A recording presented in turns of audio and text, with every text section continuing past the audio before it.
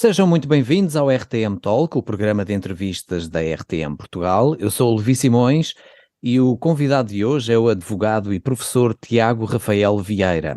É especialista em liberdade religiosa, direito do Estado e teologia. Doutor Tiago, obrigado por aceitar o nosso convite. Como é que está?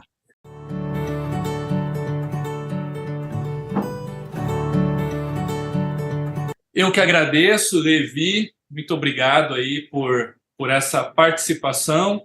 Uma alegria muito grande falar aos portugueses, ainda mais que eu tive uma passagem na especialização em Coimbra e os marcos teóricos das nossas obras são portugueses, como o professor Jonatas Machado, professor Jorge Miranda, Paulo Adragão, Jorge Bacelar Gouveia. Então, uma alegria muito grande estar falando para portugueses. Alegria nossa também. Antes de entrarmos no tema que nos traz aqui, assim muito rapidamente, quais as suas maiores lembranças de Coimbra? Suas memórias? Pois então, a minha memória é aquela biblioteca, né? Eu penso em Coimbra, eu lembro daquela mesa de pau-brasil, que está na biblioteca histórica ali, então ele tem uma ligação direta ao Brasil, com o nosso país aqui, com o meu país, com o Brasil, aquela mesa lindíssima. Também o Arco, né, na Universidade de Coimbra, com a teologia e o direito representados. Então, eu tenho muitas boas lembranças de Coimbra. Eu vesti aquele capuz preto, né? Sim. Agora não estou lembrando o nome. Sim, a túnica. A túnica preta, isso. Então, momentos muito, muito, muito especiais, né? Teve a oportunidade de ouvir alguma tuna académica ou algum fado de Coimbra? Sim, nós era uma turma, né? Nós éramos 30 alunos, estávamos ali no pós-graduação em liberdade religiosa, isso foi 2016. Então, tive aulas ali com o professor Jonatas Machado, com o professor Souza e Brito, com o professor... diversos professores, com o professor Bacelar Gouveia. Então, foi muito especial para a minha formação. Inclusive, uma das nossas obras, que é a Laicidade Colaborativa Brasileira, a pesquisa dessa obra, que foi publicada em 2021, começou ali, começou em Coimbra, né? Então, nós começamos a pesquisar sobre o Estado laico de forma mais acadêmica e vertical em Coimbra, e tanto é que 5 anos depois, em 2021, nós publicamos essa obra. Muito bem. E de facto hoje estamos aqui para falar acerca de liberdade religiosa, isto porque nos nossos dias 70% da população mundial sofre algum tipo de perseguição religiosa. Este número é de facto assustador e, na sua opinião, quais são os principais grupos religiosos perseguidos ou até os que sofrem mais perseguição? Então, primeiro só fazer uma diferenciação, né? Nós temos 3 tipos de perseguições, Levi, e assistência da RTM. A perseguição extremada, que é aquela que resulta na morte, no confisco de bens dos religiosos, em razão de sua crença. A perseguição severa, que é aquela que resulta em prisão, em multa. E a perseguição educada, que é uma perseguição diferente, a perseguição do século XXI, né, digamos assim, que é aquela perseguição que amordaça o religioso, né? Então, ele não pode exercer a sua crença, ele não pode viver conforme ele acredita, em razão de aqui no Brasil nós chamamos de politicamente correto, né? Não sei se é a mesma expressão usada em Portugal. Exato. Temos esses 3 tipos de perseguição. Isso é uma perspectiva interessante porque o cidadão comum não faz essa separação. Para ele é tudo perseguição religiosa. E eu acho até que a perseguição educada é pior do que as outras, porque nas outras você continua exercendo a sua crença, mesmo que seus bens são confiscados, você continua. Agora, na perseguição educada, vai mudando os teus valores até um ponto, até um momento que você deixa de ser crente, você deixa de ser religioso, né? Então, o efeito ele é até maior, porque o efeito da perseguição, quer dizer, o objetivo de uma perseguição é que você deixe de ser, né? Então, por que existe perseguição religiosa? Para você deixar de ser religioso. Olha, eu vou confiscar teus bens, a não ser que você deixe de ser religioso. É uma forma de pressão. Então, a perseguição educada tem mais resultado, porque ela age de uma forma que, quando a pessoa vê ela mesma, ela age na consciência do ser humano. Ela mesma deixa de ser religiosa, né? Então, assim, na perseguição extremada, que é essa perseguição de morte, prisão perpétua, confisco de bens, mais ou menos 350 milhões de pessoas, né, o que é muita coisa, 350 milhões de pessoas hoje sofrem esse tipo de perseguição, né? A religião mais perseguida nesses 350 milhões, sem dúvida nenhuma, é o cristianismo, né? Então, os cristãos são os mais perseguidos nesse número aí de 350 milhões, e também na perseguição severa, né?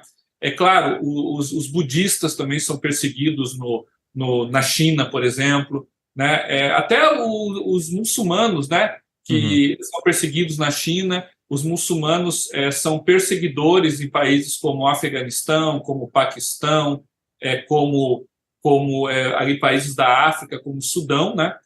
Mas lá na China eles são perseguidos. Mas, respondendo bem objetivamente a tua pergunta, os mais perseguidos, sem sombra de dúvida, são os cristãos. Como é que nós podemos definir a liberdade religiosa? A liberdade religiosa, ela tem diversas escolas, né? Então, poderia ter aqui 3, 4, 5 definições. Mas, como nós estamos em Portugal, então eu vou tentar trazer uma definição portuguesa, que é muito semelhante à definição da Espanha, que é muito semelhante à definição italiana e que é muito semelhante à definição brasileira. Então, o Brasil bebe da tradição hispânica, né, e portuguesa de liberdade religiosa. Então, liberdade religiosa é o action da liberdade de crença, do belief, né? O professor Jonatas Machado usa essas duas expressões. O belief é a crença. Então, as pessoas, primeiro, têm uma liberdade de crença, uma liberdade de crer, de mudar de crença, de manter-se na crença ou de não ter crença. Então, por exemplo, eu sou cristão. Eu tenho essa liberdade de ser cristão e de dizer isso, inclusive na rádio aqui, que eu sou cristão. Então, esse é o meu belief, a minha crença, que é protegida pela liberdade de crença.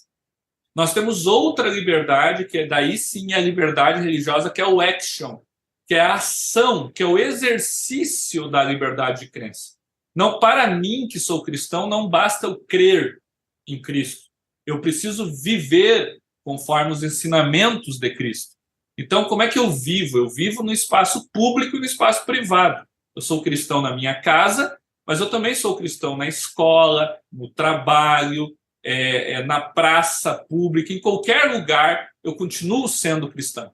Então, isso é o action, é a ação. Então, a liberdade religiosa, ela se desdobra no direito de eu expressar a minha fé no espaço público, né? Como é que eu expresso? Com uma camisa lá dizendo Jesus salva, ou com um crucifixo no pescoço, ou com uma burca na cabeça. Então, a minha expressão religiosa, né? Também por meio do ensino religioso. Então, eu ensino aos outros sobre a minha religião e também sou ensinado sobre ela. Então, a importância de seminários religiosos, né, de professores de teologia. Então, isso é um direito da liberdade religiosa. O outro direito é o do proselitismo. O que é proselitismo? É de buscar conversos, né? É de buscar pessoas para a minha religião. Então, de repente, eu estou conversando com o Levi, daqui a pouco o Levi não é cristão, daqui a pouco o Levi é judeu e pratica o judaísmo. Então, eu tenho o direito de dizer para o Levi que o judaísmo não é a verdade, que o judaísmo não é o caminho para Jesus Cristo. Isso até pode parecer, poxa, mas tu tá sendo intolerante. Não estou sendo intolerante. Eu estou levando para o Levi a minha visão religiosa. E o proselitismo, ele precisa, ou ele não prescinde de uma hierarquização. Ou seja, no discurso, naturalmente, aquele que está tentando convencer outra pessoa precisa dizer que aquilo que ele está defendendo é melhor, né? Isso não só na religião, mas em qualquer discurso, né? Então, esse é o direito do proselitismo. Sem proselitismo, a religião morre. Como assim a religião morre? Porque se eu não tenho o direito de trazer pessoas para a minha religião, em 2, 3, 4 gerações, as pessoas vão morrendo, né? Eu morro, meu filho vai morrer, meu neto vai morrer, e daqui a pouco a religião deixa de existir, né? Por um crescimento vegetativo, ela acaba morrendo. Então, veja como o proselitismo é importante. E o outro direito é o direito de culto. Então, eu tenho que ter o direito de cultuar a divindade que eu acredito. Esse direito pode ser individual, como os muçulmanos que se prostram em direção a Meca em determinadas horas do dia, em qualquer lugar, como também pode ser coletivo, quando eu vou na missa, quando eu vou no templo religioso, no culto, né? E, por fim, a liberdade de se organizar institucionalmente. Então, eu posso ter um templo, uma placa, né, na comunidade, eu posso ter uma estrutura institucional, assim como a rádio. A rádio tem um escritório, eu aqui estou no meu escritório, na minha oficina de advogados, né? Então, o culto também pode se organizar dessa forma institucional. Então, isso é a liberdade religiosa. Primeiro, nós temos a liberdade de crença e depois a liberdade religiosa com todos esses desdobramentos. E isso é bem português, isso é bem espanhol. Né? Então, eu estou muito bem à vontade aqui, porque eu aprendi com vocês isso. Né? E aqui no Brasil também tem essa mesma, digamos assim, conceituação. Agora, a França conceitua de forma diferente, né? A escola francesa, a escola norte-americana também é diferente, a escola oriental é diferente, né? Mas a escola europeia, hispânica, italiana, a Alemanha também bebe um pouco disso, né? Tem essa natureza que eu acabei de falar. Como é que o tema é tratado nas igrejas? Isto segundo a sua perspectiva. As igrejas, elas, pelo menos no Brasil, tá? E a realidade portuguesa eu não conheço tão bem, mas no Brasil sempre teve muita liberdade religiosa. O ambiente brasileiro sempre foi muito bom para o exercício da fé, o exercício da crença, ou não exercício, para quem não entende a importância da religião, é ateu, agnóstico, enfim. Então até eu tive a oportunidade, em 2016, quando estive na Europa estudando, em estar no parlamento inglês, numa audiência com a baronesa Elizabeth Barrett, que é um dos baluartes da Inglaterra sobre liberdade religiosa. Então, quando ela começou a dar a aula para nós, ela disse assim: eu tenho vergonha de dar aula para brasileiros, porque os brasileiros têm uma tradição de liberdade religiosa, os brasileiros nunca perseguiram ninguém. E os ingleses, eu não preciso falar, né, contar da nossa história de perseguição religiosa. Né? Inclusive, os Estados Unidos existem por causa da perseguição religiosa dos ingleses, né, de certa forma. Está aí o Mayflower para contar essa história, né, e os puritanos e toda a formação dos Estados Unidos. Então, ela disse isso, né? E ela estava certa, né? Nós falamos isso em 2016, nós tivemos essa conversa, mas eu tenho percebido que, em razão disso, as igrejas não davam muita importância para a liberdade religiosa. É aquela coisa assim, sabe, Levi e assistência, que você tem, e aí você tem tanto como o ar que a gente respira. Né? Não dá importância. Não dá importância. Como assim ficar sem ar? Né? Só que sem ar a gente morre. Né? Aí, entende? Então, quando daqui a pouco um astronauta sabe o que é ficar sem ar, né? Porque ele sai da atmosfera e lá tem que ficar respirando com tubo de oxigênio. Então, ele tem essa noção da importância do ar, do oxigênio. Né? E a liberdade religiosa é o oxigênio das igrejas. Veja o que o povo no Afeganistão passa, o que passa no Sudão, o que passa na Nigéria. E a Nigéria, por exemplo, 50% da população nigeriana é cristã. E o cristianismo é a religião mais perseguida na Nigéria. E perseguição extremada, sendo que a maioria do povo nigeriano é cristão. Né? Então, a igreja pergunta para um pastor na igreja da Nigéria se a liberdade religiosa é importante. O que eu sei de Portugal, pelos índices que eu pesquiso, né, de liberdade religiosa, que a liberdade religiosa em Portugal é muito forte, né? Existe muita liberdade religiosa em Portugal, tem alguns índices até que dizem que é o país que mais tem liberdade religiosa na Europa, né? Então, daqui a pouco o português, né, os portugueses que estão me ouvindo, mas liberdade religiosa por ser tão natural. Mas tem um brasileiro, né, do século XIX, Joaquim Nabuco, que diz o seguinte: você só vai sentir a falta de uma liberdade quando você perder ela. E se você perder ela, você nunca mais terá ela de volta da mesma forma que era antes. Então, agora que as igrejas brasileiras estão se despertando para a importância da liberdade religiosa. Por quê? Como eu falei no começo, existe um movimento no Brasil de perseguição velada, de perseguição educada, de perseguição simbólica. Ou seja, pastor, padre, líder religioso, sobre esse assunto você não pode falar. Por exemplo, o assunto homossexualidade. Você não pode falar de homossexualidade. Se você falar de homossexualidade, você vai para a cadeia. Aí o pastor, mas peraí, eu tenho que falar de homossexualidade? Por quê? Porque o cristianismo é integral, o cristianismo toca em todas as partes da vida do ser humano, inclusive no sexo, inclusive na relação do ser humano com outro ser humano para constituir família. Inclusive, na Bíblia Sagrada, a família vem antes da igreja. Né? A igreja é uma criação Exatamente. de atos, né? E a família já tem muito tempo antes. A igreja é o Novo Testamento. Como é que eu não vou falar de homossexualidade? Então, existe isso no Brasil, né? Por exemplo, tem uma artista famosa aqui no Brasil, que é a Ana Paula Valadão, de repente deve ser conhecida em Portugal também, ela é muito conhecida, que ela está recebendo um processo de 7 milhões de danos morais, porque lá em determinado momento, num culto, ela fez uma crítica. Né? Esses processos estão correndo, estão tramitando, eu até não posso falar muito sobre eles, porque sou advogado no processo, né? O que eu estou falando aqui é público. Né? Uhum. Mas então, essa perseguição que está acontecendo no Brasil está começando a igreja brasileira a entender a importância da liberdade religiosa. Aí eu vou te devolver a pergunta: como é que está em Portugal? Sim, por enquanto as coisas estão tranquilas, como costumamos dizer, não é? Há muita liberdade, há muitas confissões religiosas no nosso país, sendo neste momento a maioritária a Igreja Católica, mas portanto, lá está. O tema ainda não é muito falado porque as pessoas ainda não dão importância àquilo que ainda têm, não é?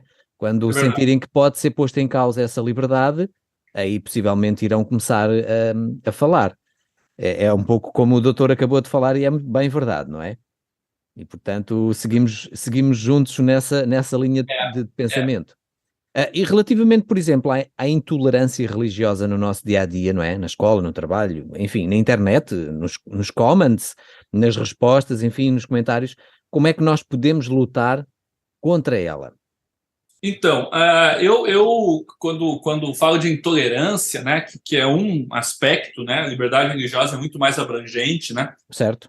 Eu lembro sempre da Carta de Tolerância, de John Locke, 1689, né? A Carta de Tolerância de John Locke, que é o marco para se falar em tolerância, tem como essência, né, tem como fundamento a não interferência. Então, o que é tolerância? Tolerância é não interferir. Né? É isso que John Locke está falando ali na Carta de Tolerância. Inclusive, esse princípio da não interferência é o princípio basilar da formação dos Estados Unidos da América. Né? Então, os Estados Unidos, as revoluções, a Revolução norte-americana da independência, ela tem como princípio a não interferência do Estado na vida das pessoas, não só da religião, mas também em outras coisas. Né? Então, tolerância, para mim, é isso, é não interferir. Então, assim, quando estão interferindo nos meus valores morais, para mim, isso é ser intolerante. Né? Então, para mim, não. Eu estou dizendo para mim, mas para boa parte da doutrina, da teoria, né? E da legislação também. Inclusive os tratados internacionais. Né? Os tratados internacionais, eles protegem a liberdade de expressão e a liberdade religiosa, a liberdade de crença, Pacto Internacional de Direitos Civis e Políticos, por exemplo, né? Nesse ponto de vista.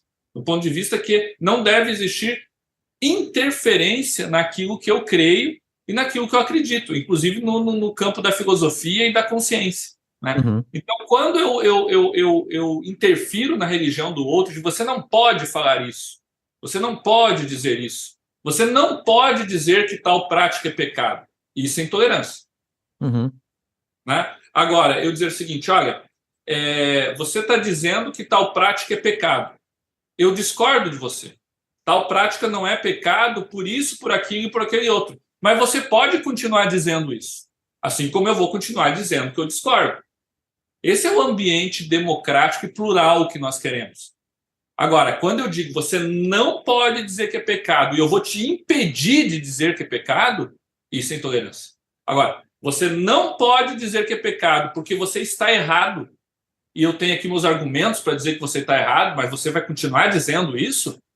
E esse é o ambiente democrático. Ou seja, esse é um diálogo de debate. pacífico a respeito do tema, não é? Pacífico, deve ser né? mantido. Deve ser mantido. Então, isso é liberdade de expressão.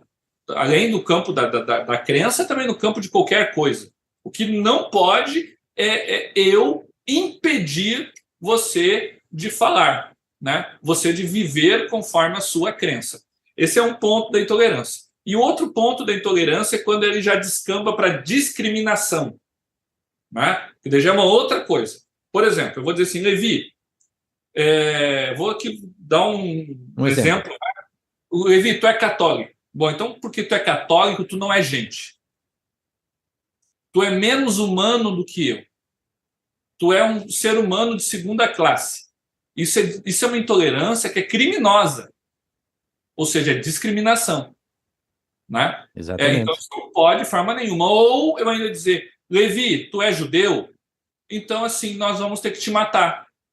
Ou não posso ir a determinado evento, não posso entrar. Não pode determinado evento, tu tem que ficar só lá no teu gueto. Isso é discriminação. Agora, Levi, tu é batista, tu vai numa igreja batista, tu tá errado, cara. Batizar adulto, tem que batizar criança. Porque Jesus foi batizado adulto porque ele foi o primeiro a ser batizado, ele deu exemplo. Mas a salvação, ela é pela graça. Então, você não participa da salvação. Então, você tem que ser batizado criança, que a tua vontade não faz diferença. Então, batizar adulto não dá. Isso é o debate. Aí você vai responder para mim, não, mas eu tenho a minha autonomia da vontade, eu tenho que, sabe? É o debate de ideias, não é? Um debate de ideias, um debate de teologia. Como, por exemplo, eu posso dizer, aqui no Brasil tem muitas religiões de matriz afro, né? A Umbanda, o Candomblé, e eu posso dizer muito bem, olha, essa prática da Umbanda essa religião é uma religião que não é verdadeira, é uma religião falsa que vai te levar para o inferno. Isso não é intolerante. Certo. Intolerante é eu dizer o seguinte, olha, porque você pratica Umbanda, você não é gente. Você não é um ser humano. Agora eu posso dizer, olha, o único caminho, verdade e a vida é Jesus Cristo. Ele disse isso. Né? Eu sou o caminho, a verdade e a vida. Então, se você não seguir Jesus Cristo, você vai ter um problema na tua eternidade. Na verdade, isso é um discurso de amor, de tolerância, porque eu quero que aquela pessoa vá para o céu. Eu quero que aquela pessoa tenha uma eternidade feliz. E ela pode dizer para mim, olha, Tiago, eu discordo de ti, porque todos os caminhos levam a Deus, inclusive o meu. E é isso. Entendeu? Ou ela pode dizer para mim, não, é só o meu caminho que leva a Deus, como, por exemplo, um muçulmano, né? E você que vai para o inferno, porque você está errado, papapá, tudo bem. O problema é o muçulmano dizer para mim, olha, você não pode ser cristão, eu vou te prender, eu vou te apedrejar, entendeu? Aí é intolerância, é discriminação, é ódio, é perseguição. Certo. Quando os nossos direitos são colocados em causa, não é? Principalmente o respeito e tudo isso que temos falado até agora, nós devemos ter alguma atitude, até no campo, por exemplo, da legalidade, falar com autoridades, etc. No Brasil, nós temos um tipo penal que é o crime contra o sentimento religioso, artigo 208 do Código Penal brasileiro. Né? Quando é que acontece esse crime? Quando existe um ultraje, né, àquilo que eu acredito, aos meus símbolos religiosos. Né? Ou seja, eu pego um símbolo religioso como um crucifixo e toco fogo nele, né? Ou faço alguma coisa assim. Bom, isso é um crime contra o sentimento, que para mim aquele crucifixo é sagrado, né? Quando essas situações todas que nós falamos aqui, né, de discriminação, de intolerância, quando alguém passa das raias do discurso normal e imputa a pessoa um crime, ou diz que ela é menos pessoa. Então, essas situações eu vejo que elas devem sim ser submetidas à autoridade, porque o preço da liberdade é a eterna vigilância. Se nós não vigiarmos a liberdade que nós temos, nós deixaremos de ter um dia. Então, quando alguém, né, impede você, e essa eu acho que é a palavra mais certa, impede você de ter a sua religião, você tem que denunciar às autoridades. Inclusive, eu sei que em Portugal tem o Comitê da República de Liberdade Religiosa, Sim. estatuído pelo Estatuto da Liberdade Religiosa, né? Então, daqui a pouco, o Comitê de Liberdade Religiosa Portuguesa pode intervir também nesse caso. O que não pode existir impedimento de exercício da crença. Se isso acontecer com você, ou se tiver alguma ação que, de certa forma, humilha, execra a tua crença, tu deve denunciar. Muito bem. No dia 6 de maio próximo, vai realizar-se em Portugal a primeira Conferência Luso-Brasileira sobre Liberdade Religiosa. Ela vai acontecer na Missão Cristã Internacional, uma comunidade no Concelho de Sintra, nomeadamente em Mãe Martins, às 10 horas no dia 6 de maio. Eu sei que o Dr. Tiago é um dos oradores convidados e quer-nos avançar a alguns tópicos que podem vir a ser discutidos nesta conferência, isto também para deixar já os nossos ouvintes bastante interessados e curiosos. Então, nossa ideia nesse evento lançar luzes sobre a Agenda 2030 da ONU. A ONU tem como fundamento a Declaração Universal dos Direitos Humanos, que foi um documento criado depois dos horrores da Segunda Guerra Mundial, que impactou muito todo mundo, principalmente na Europa. Essa declaração tem como princípio, como fundamento ou como liberdade ordenadora a liberdade religiosa. No começo, tu começou esse podcast falando que 70% das pessoas do mundo sofrem perseguição religiosa.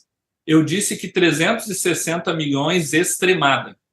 E a Agenda 2030 da ONU, que é um documento que tem 17 objetivos sustentáveis, 169 metas para cumprir esses objetivos, e tem como fundamento a pacificação social, a erradicação da pobreza e o desenvolvimento sustentável, não fala uma linha sobre liberdade religiosa. Não fala uma linha sobre as pessoas que são perseguidas.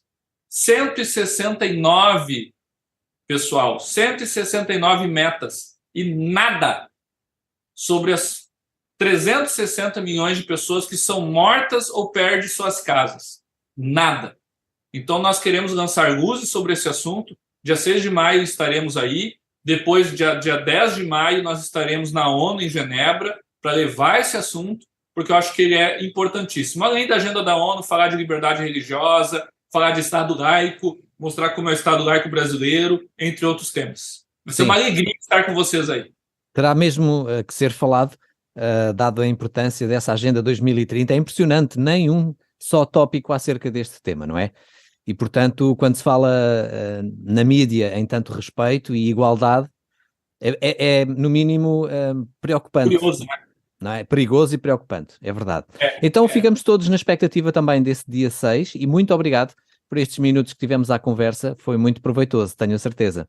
Obrigado, Levi, até dia 6 aí, e eu tô já há tempo querendo comer uma sapateira em Lisboa. De repente você paga uma sapateira aí para mim. Vamos lá e falar mais acerca deste tema tão interessante. Muito obrigado mais uma vez. Até uma próxima. Até a próxima, gente. Tchau, tchau. Foi mais um RTM Talk. Eu sou o Levi Simões. Fiquem ligados connosco, seja na emissão web ou também nas plataformas digitais. RTM Talk, um espaço de entrevistas sobre os mais variados temas da atualidade, na emissão online e nas principais plataformas digitais.